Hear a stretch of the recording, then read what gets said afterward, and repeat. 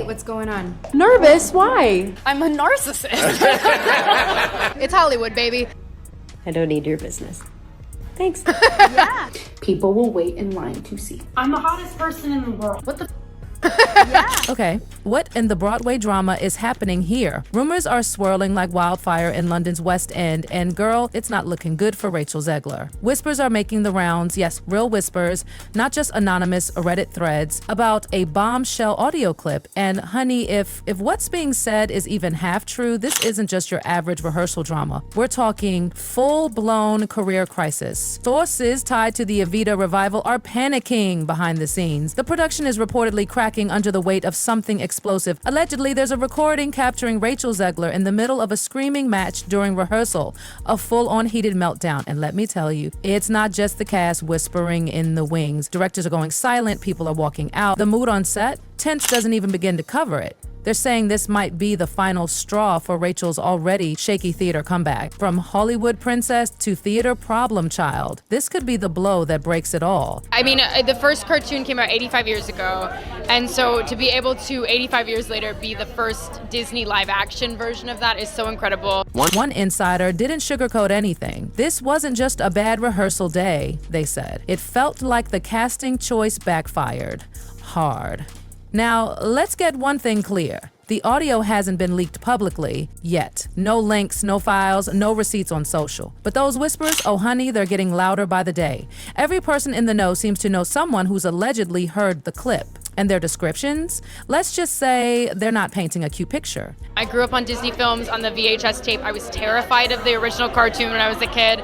Everyone who claims to have heard this mysterious recording says the same thing. It's explosive, it's emotional, it's career-ending. The tape allegedly captures Zegler mid-rehearsal yelling at the top of her lungs over creative direction. We're talking screaming, crying, threatening to leave the entire production. It's chaos, one cast member spilled anonymously. The kind of chaos that sends chills down your spine. This wasn't about raised voices. This wasn't a diva moment. This was a full-on breakdown. A break from reality, with director Jamie Lloyd reportedly reaching his limit and cast morale falling off a cliff. This audio might just be the proof that the production has hit its breaking point. She comes off as an insufferable, whiny brat, and that's why people are so annoyed. And here's the real kicker. Even if this audio never sees the light of day, insiders are already treating it like fact. It happened, one person close to the drama said. You can hear it. You can hear her unravel. Some believe the audio is being kept under wraps for legal reasons. Others think someone's holding onto it like it's blackmail gold. Either way, it's real, it's raw, and people are scared of what happens if it leaks, because even the rumor of a meltdown can ruin a career. But a recording? That's a death sentence. And oh my God, as a huge Disney fan, it was so exciting to finally get to go to D23. Yeah. I live on the East Coast, so I was never able to go, and also tickets sell out like in a flash. Now here's where things get messy. Sources say the audio starts mid-argument.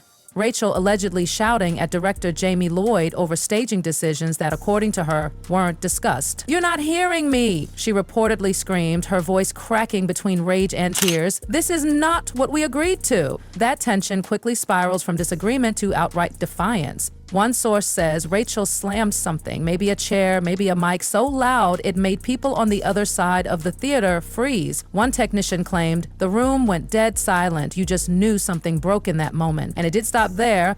It was so exciting to go, and my mom was super jealous because my mom is the reason I'm a Disney fan.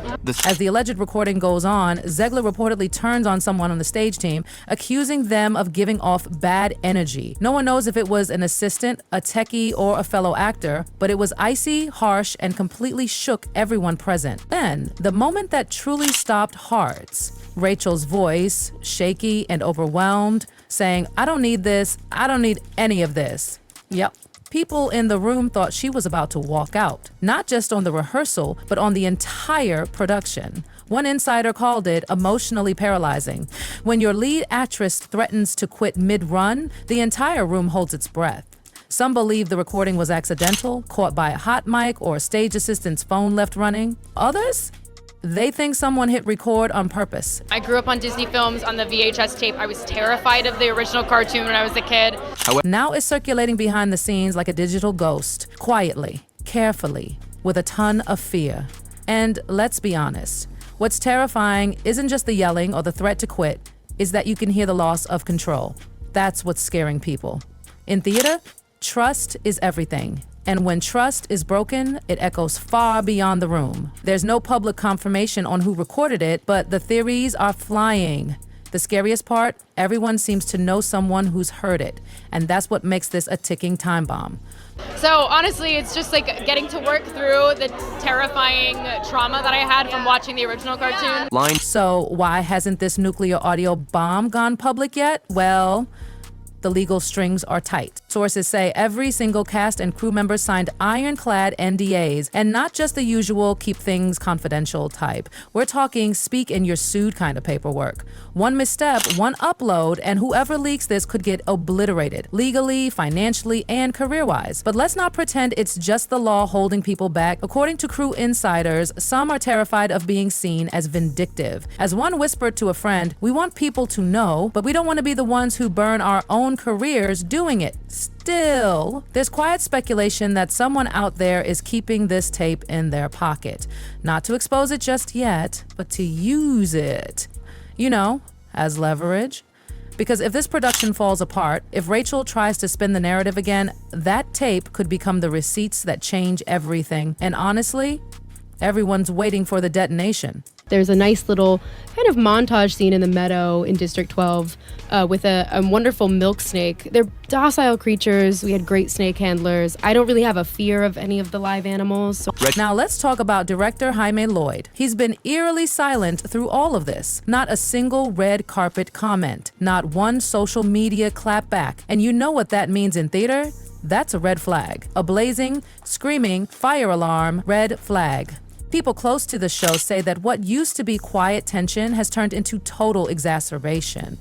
Lloyd, known for his emotional, stripped-down, high art style, has reportedly hit his limit. And that alleged audio? It might just be the smoking gun confirming what he's been too professional to say. One senior production assistant spilled, "You can tell he's trying to keep the show alive without letting her implode it from the inside." Even before whispers of the tape surfaced, Lloyd had allegedly started avoiding Rachel.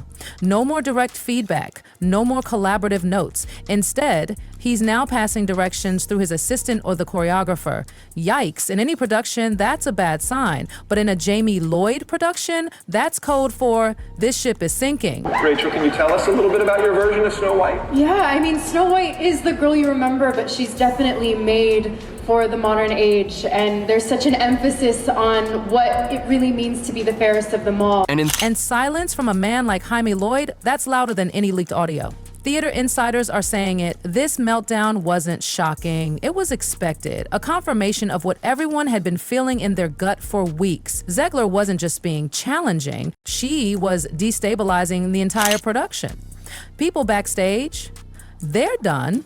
No more hoping she'll settle down, no more walking on eggshells, no more pretending she's just passionate. There's now a full-on chorus of "I told you so." One ensemble member said it perfectly. Every day, we were waiting for something to explode, and baby, explode it did. Listen. And to everyone who hates when I win, the winged victory came to the Louvre in pieces, and people still line up to see her. Oh my God. And I can only hope. What does that mean? That despite my flaws, and despite my cracks and my breaks, and there are many of them, that at every premiere and everything I do. So here's the bigger picture. The crew isn't just upset about the meltdown, they're furious that leadership let it happen. One tech team member allegedly asked, how many red flags did they need before someone stepped in? And that's the real gut punch here. This isn't just a bad day on set. It's a pattern. If this audio is real, and almost everyone backstage believes it is, it perfectly fits the narrative that's been building for years. Remember Rachel's Snow White press tour? The smug comments, the cringy interviews, the way she mocked the original story like she was too enlightened for it? At the time, people said she was just young, a little green, still learning. But now, it's starting to look like the signs were all there. We just weren't ready to see them. But it's hard. And it's lonely. It's very lonely. I just know that if that loneliness can exist, so can other things, and I will be okay.